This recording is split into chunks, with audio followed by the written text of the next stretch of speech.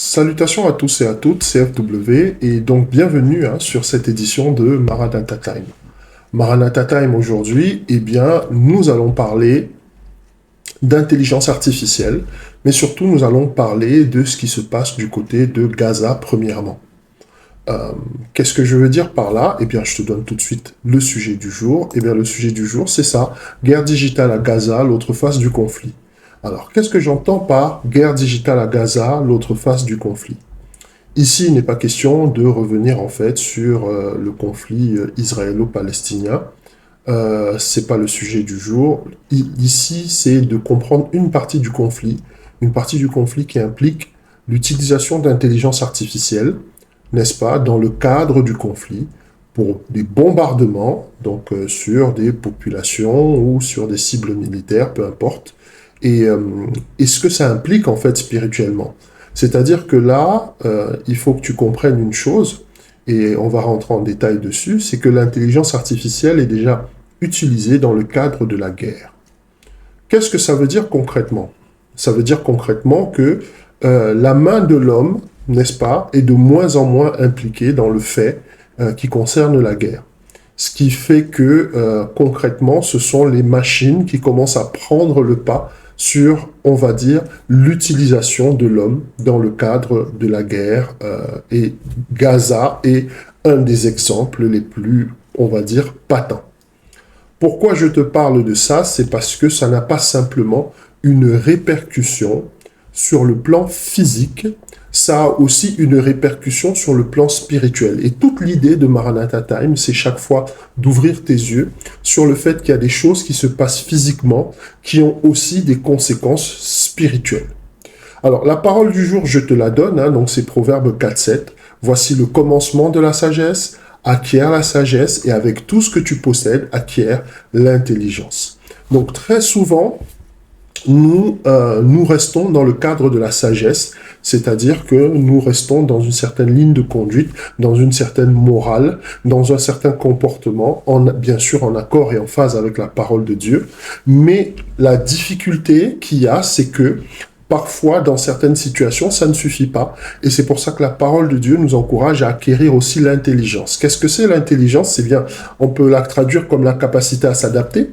On peut la traduire aussi, n'est-ce pas, comme la capacité à discerner les événements et à comprendre le sens profond des choses.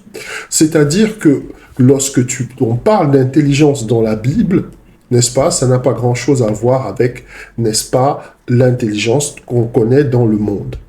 Ce que je suis en train de te dire au travers de ce passage, c'est que nous sommes ici dans Maranatha Time pour promouvoir auprès de chacun d'entre nous, auprès de chacun des croyants, l'intelligence. Donc la capacité à lire les événements, la capacité à les comprendre, la capacité à les saisir, la capacité à les disséquer, n'est-ce pas, et aussi à les intégrer dans notre propre paradigme. Voilà tout l'intérêt de cette émission.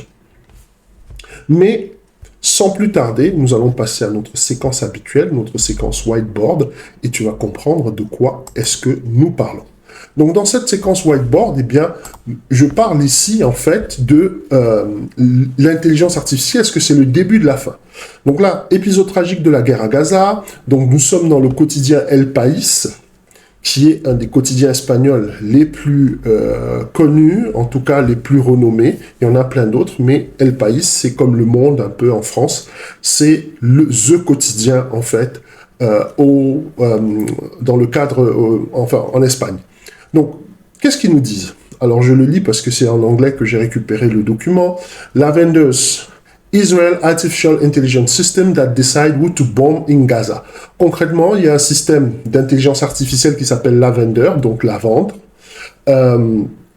et qui décide en fait les cibles que l'armée israélienne va utiliser à Gaza. Donc ce n'est plus en fait une analyse que, on va dire, des généraux ou je ne sais pas moi, des personnels d'état-major font autour d'une carte. C'est maintenant une intelligence artificielle qui décide qui va être bombardé à Gaza. Donc ça, c'est quand même assez grave parce que ça pose la question de la morale. Ça, c'est quand même assez grave parce que ça nous amène dans une définition où finalement, il n'y a plus de responsabilité. On est d'accord. On ne va pas traduire une intelligence artificielle au tribunal ou à la Cour pénale internationale ou des choses comme ça. Ce que je suis en train de te dire, c'est que, en fait, là, nous avons des machines à qui on donne la possibilité de tuer des hommes. Et ça, c'est quelque chose, en fait, qui n'a jamais eu cours dans l'histoire du monde. Ça, c'est quelque chose qui n'est jamais arrivé. Ça, c'est quelque chose, en fait, qui n'a jamais été expérimenté dans l'histoire du monde. Et je veux que tu sois très prudent avec ce qui est en train de se passer. Donc, je suis pas en train de t'amener vers la panique, mais je veux que tu comprennes aujourd'hui ce qui est en train de se passer dans le monde, parce que ça a aussi des répercussions spirituelles. Il y a un sens spirituel à tout ça, et ça, c'est ce que nous allons voir par la suite. Alors, qu'est-ce que nous disons ? Alors, on rentre dans les news, hein, et nous avons et ça remonte quand même, parce que ce dont je suis en train de te parler, ça remonte à il y a 2 ans. Alors, il y a 2 ans, il y avait déjà un ingénieur de Google qui affirmait que l'intelligence artificielle était devenue sensible. Alors, devenu sensible, tu vas me dire, mais une machine ne peut pas avoir des sensations, une machine ne peut pas ressentir, une machine ne peut pas avoir des émotions, etc., etc., etc. Alors, c'est pas exactement, là j'ai fait une traduction de la page, mais le mot qui a été utilisé, n'est-ce pas, c'est le mot sentient en anglais. D'accord.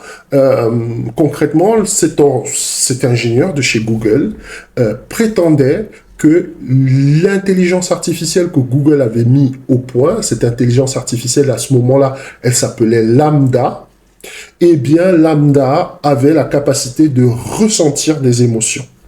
Alors effectivement, quand tu apprends ça, tu te dis, mais dans quoi est-ce qu'on n'est pas dans un scénario un tout petit peu post-apocalyptique ou pré-apocalyptique, etc., etc., etc. C'est pas du tout le cas. C'est simplement qu'il faut que tu comprennes exactement ce qu'on est en train de vouloir te dire, ou plutôt ce qu'on est en train de vouloir insinuer dans ton esprit. Depuis quelque temps, on est en train de repousser en fait la limite qu'il y a entre l'homme et la machine. Une des éditions précédentes de Maranatha Time, je t'ai parlé, et ça j'insiste dessus, je t'ai parlé du fait que au niveau d'Elon Musk, il utilisait désormais une puce qu'on pouvait mettre dans la tête de quelqu'un pour que cette personne puisse contrôler un ordinateur. Donc là, nous sommes dans une configuration qui est à peu près pareille. Sauf que là, on est en train de te dire, ce n'est pas une machine qu'on met dans l'homme, c'est un homme qu'on met dans une machine. Donc, concrètement, ce sont des émotions. On te dit que cette intelligence artificielle a des émotions.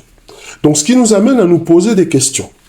Est-ce que lorsque l'intelligence artificielle, Lavender de l'armée israélienne, nom de Tzahal, cible ou plutôt désigne ses cibles en termes de bombardement, est-ce que cette intelligence artificielle ne serait pas, elle aussi, n'est-ce pas, dotée de sensibilité? Est-ce qu'elle n'aurait pas des fonctions cognitives qui l'amèneraient à faire ce qu'elle fait? Donc là, ça nous amène aussi dans un niveau de doute, de perplexité, etc., etc. Mais avant de décortiquer cette partie-là, je veux qu'on revienne sur le mot « sentient ». Sentient, c'est un mot qui est très intéressant, c'est un mot qui est très puissant, et nous allons décoder un tout petit peu le sens. Donc le mot est sentient, et concrètement, nous sommes allés donc dans le Webster Dictionary, Merriam-Webster Dictionary, pour savoir exactement quel était le sens. Donc, il nous dit sentient, donc c'est un adjectif, capable of sensing or feeling, donc capacité à ressentir ou à éprouver des émotions ou à sentir aussi. Donc, on parle de conscious of or responsive to the sensation of seeing. Donc, on dit quelqu'un ou quelque chose ou une entité qui est consciente ou qui est, n'est-ce pas, réceptive, n'est-ce pas, ou qui réagit plutôt aux sensations de vue, d'audition, de toucher, de goût ou d'odorat. Donc, on est en train de te parler d'un homme, en fait. Hein.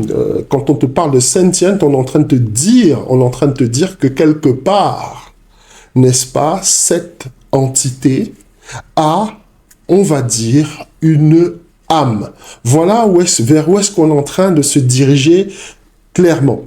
Et la question qui se pose, c'est que là, nous avons eu le cas de Google. Le Google qui a avoué finalement, plutôt que pas qui a avoué, mais il y a quelqu'un qui est venu cracher le morceau en disant, ouais, effectivement, les intelligences artificielles peuvent avoir des sentiments, elles peuvent être, on va dire, avoir des capacités cognitives, n'est-ce pas, et des capacités émotives, etc. Bon, la question qui se pose maintenant, c'est de savoir, est-ce que si l'IA de Google a réagi comme ça, les autres IA en sont incapables? Est-ce que cette fameuse IA Lavender que Tsahal utilise, est-ce qu'elle n'est pas dangereuse au point d'induire des sentiments, peut-être des sentiments d'hostilité envers les populations palestiniennes, lorsqu'elle fait ces bombardements, auquel cas on aurait vraiment le prolongement, ou plutôt un prolongement vraiment sadique et cynique, n'est-ce pas, de l'âme humaine. Donc c'est la question qui est posée. Et à la base, il faut que tu saches une chose. L'intelligence artificielle n'est pas une mauvaise chose. En fait, tu t'en sers tout le temps. Quand tu te sers d'un ordinateur, tu te sers d'intelligence artificielle. C'est-à-dire que, je ne sais pas moi, tu as un logiciel de Bible, tu veux retrouver, je ne sais pas moi, le mot salut dans la Bible, tu tapes le mot salut, il fait une recherche pour toi. Et en fait, l'intelligence artificielle, quand on te parle d'intelligence artificielle, en tout cas, celles qui sont encore accessibles au commun des mortels, comme ChatGPT, comme Bard, maintenant qui s'appelle Gemini, l'application de Google, qui est grand public, en tout cas l'intelligence artificielle, il y en a plein d'autres. Hein. Toutes ces intelligences artificielles, en fait, elles fonctionnent sur un mode. En fait, on imagine, n'est-ce pas, que Internet soit comme une grande librairie. Et en fait, l'intelligence artificielle, elle est là, elle va... Si tu lui poses une question, elle va regarder dans tous les livres qu'il y a dans la librairie et elle va t'apporter toutes les réponses disponibles. Ça, c'est de l'intelligence artificielle. Mais là, nous sommes passés dans autre chose, visiblement. Donc, je ne veux pas que l'intelligence artificielle soit pour toi quelque chose que tu crains, qui est du diable, etc. C'est pas du tout ça. C'est comme tout, c'est l'usage que l'homme veut en faire. Et là, tu vois par exemple que, eh bien, les capacités de calcul de la machine ont été étendues, ont été transférées dans le cadre militaire avec des applications martiales et qui, malheureusement, a des conséquences terribles sur les populations. Mais je veux que tu retiennes le mot sentient, parce que c'est dessus que toute cette édition de Maranatha Time est basée. On est en train de vouloir t'amener on va dire, à l'idée qu'une machine a des émotions. On est en train de vouloir t'amener à l'idée qu'une machine a des capacités émotives. Mais intéressons-nous à ce qui s'est passé d'abord. Alors, effectivement, je ne sais pas si on peut bien voir, je vais voir si je peux faire quelque chose au niveau de la page pour ramener. Alors, donne-moi un instant, parce que j'ai comme l'impression que ça a débordé un tout petit peu. Je vais essayer de ramener à des portions qui sont un tout petit peu... Voilà, où on peut voir toute la page. Voilà, hop, on passe de l'autre côté. Et je reviens. Donc, sur ce slide. Qu'est-ce que je te dis? Je te dis en fait que Google a tout de suite publié un démenti et renvoyé l'ingénieur. Parce que l'ingénieur qui a publié cette information comme quoi l'intelligence artificielle de Google, donc tu la vois ici, c'est Lambda, donc ici tu vois, c'est marqué Lambda, et bien que Lambda, avait des émotions. Et cet ingénieur, il s'appelle Drake Lemoine. Donc, c'est la photo que tu vois juste à côté. On va revenir sur ce monsieur Drake Lemoine et tu vas comprendre aussi un certain nombre de choses. Donc, on te dit ici, Google fires engineer who contended who contended its AI technology was sentient. Donc concrètement, Google a viré l'ingénieur qui a déclaré, ou plutôt qui a prétendu, n'est-ce pas, que la technologie d'intelligence artificielle, leur technologie d'intelligence artificielle, n'est-ce pas, était sensible. Donc le mot sentient. Donc après avoir affirmé, donc cette source-ci là, c'est CNN, hein. Et juste à côté, donc ce sont les numériques qui te disent, après avoir affirmé que l'IA avait une âme, l'ex-ingénieur de Google s'exprime à nouveau. Qu'est-ce qu'on te dit ici? On te dit, près d'un an après avoir publiquement affirmé que l'IA de Google avait une âme, donc c'est ce que je suis en train de te dire, hein. On parlait tout à l'heure d'émotions, et en fait, ce qu'on veut te faire comprendre, c'est que les intelligences artificielles peuvent avoir une âme, n'est-ce pas? Blake Lemoine, alors licencié, refait son surface et donne son point de vue sur l'avenir de l'intelligence artificielle. Et concrètement, dans cet article-là, il dit que pour lui, l'intelligence artificielle de Google avait le niveau émotionnel, le niveau de sensibilité, le niveau de conscience d'un enfant de 7 ou 8 ans. Alors, c'est là que tu dois t'interpeller sur un certain nombre de choses. Les faits dont je te parle là, il réapparaît, ce monsieur, on est en mai 2023, donc ça fait pratiquement un an. Ok? Eh bien, pourquoi je te parle de ça? Et quel est le lien qu'il y a avec les bombardements qu'il y a à Gaza? Eh bien, tu vas comprendre le lien. C'est que l'idée est de te faire croire, en fait, que l'intelligence artificielle, eh bien, c'est les robots, si tu veux, eh bien, c'est aussi quelque chose qui a une âme, c'est aussi une créature vivante, etc., etc., etc., etc. Donc, on est en train de t'amener très lentement dans un monde, n'est-ce pas, où tu vas être en compétition avec les machines, en fait, en tant qu'être vivant. Parce qu'on va te dire, mais quelle est la différence entre toi et une machine? Puisque, de toute façon, n'est-ce pas, une machine a des émotions. Une machine a une sensibilité, une machine a une intelligence, elle a des capacités cognitives, elle peut analyser les choses, elle peut analyser l'information, elle le fait mieux que toi. Voilà où est-ce qu'on est en train d'aller. Et derrière, il y a une portée spirituelle. La portée spirituelle qu'il y a, et c'est là où c'est super important qu'il faut que tu comprennes, pour mieux la saisir, on va d'abord s'intéresser à Monsieur Drake Lemoine. Déjà, son nom en lui-même est très intéressant.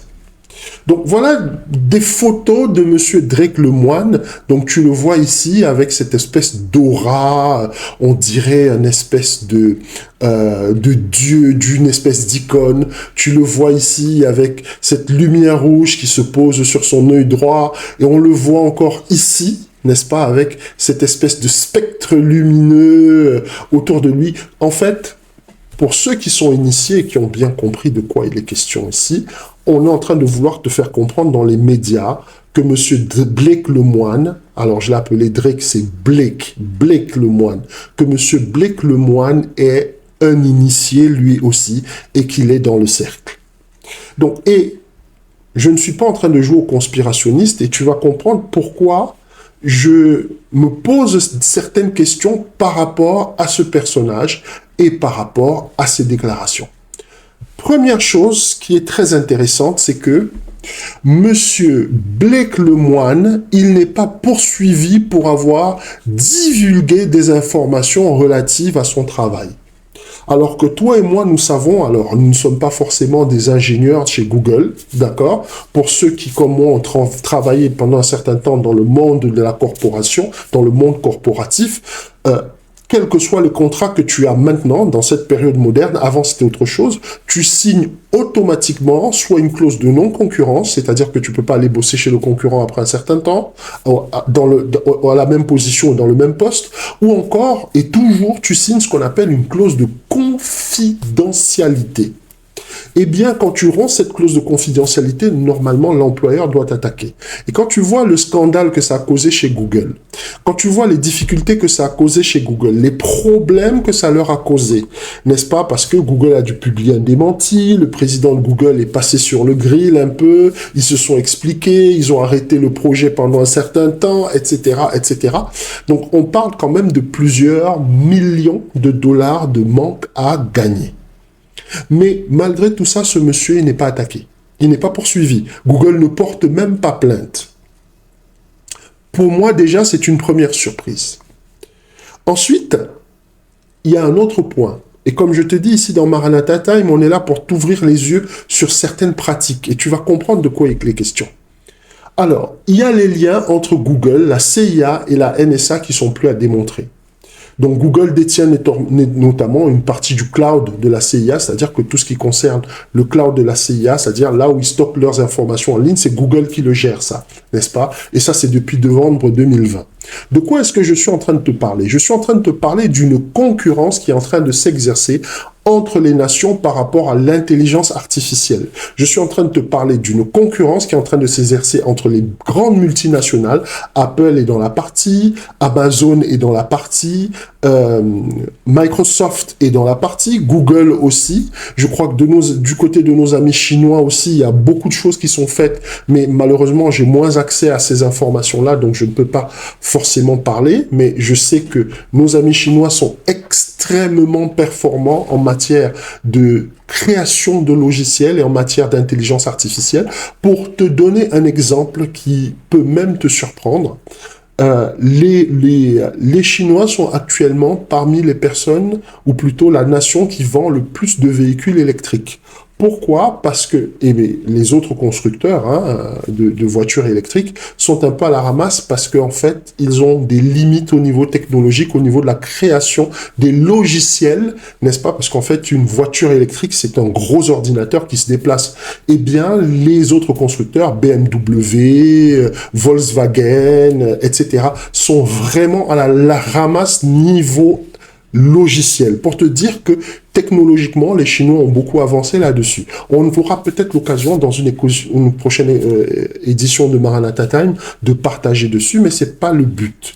Le but de celle-ci, c'est simplement de te dire que, visiblement, Monsieur Blake Lemoine, qui a longtemps travaillé chez Google, en fait, est en train de faire la pub de Google. Voilà ce que moi je pense et voilà mon interprétation des faits. Et la raison pour laquelle Google ne porte pas plainte, c'est parce que cette information-là fait une pub incroyable à Google et fait comprendre aux autres nations, aux autres entreprises, aux autres pays, n'est-ce pas, aux autres concurrents de Google, qu'ils ont déjà acquis une maîtrise de l'intelligence artificielle au point où ils sont capables de créer des créatures vivantes, des entités vivantes. Voilà ce que c'est que d'avoir une âme. C'est être un être vivant. Quand on vous parle d'être vivant, c'est un être, n'est-ce pas, un homme, une femme, peu importe, c'est un être qui a une âme.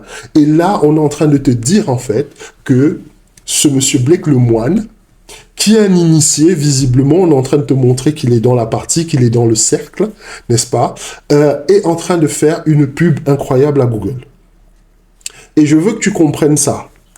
Parce que si tu ne comprends pas ça, tu vas te retrouver à la télé, devant ta télé, alors quoi qu'on ne parle pas beaucoup de ça, en train de crier parce que effectivement il se passe des choses à Gaza et qu'on utilise une intelligence artificielle pour bombarder. Mais ce que tu ne comprends pas, c'est qu'on est en train de te vendre un concept.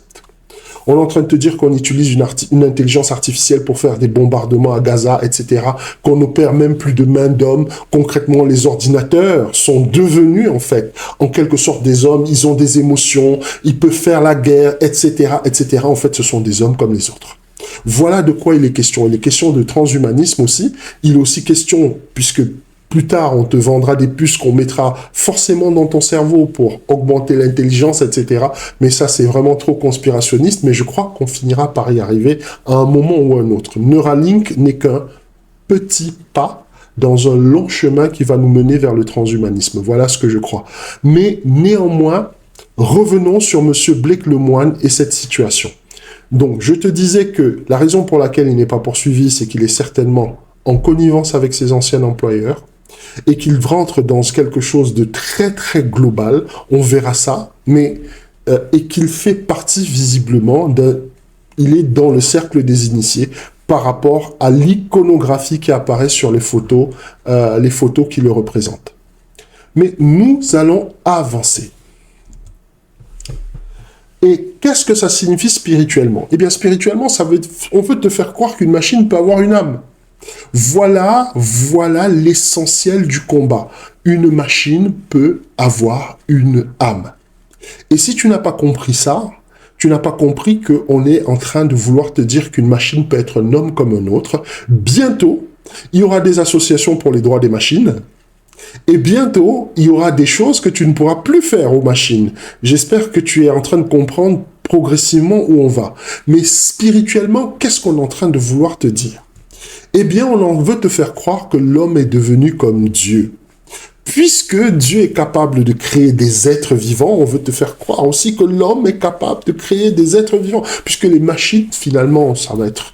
La seule différence, c'est que ce ne seront pas des êtres vivants de chair et d'os, ce sera des êtres vivants de circuits composés, de, je ne sais pas moi, de matière synthétique, etc.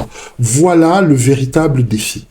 L'homme est devenu comme Dieu. Eh bien, cette fois-ci, on y est arrivé finalement. On arrive à être comme Dieu, nous aussi. Donc finalement, on n'a même plus besoin de Dieu.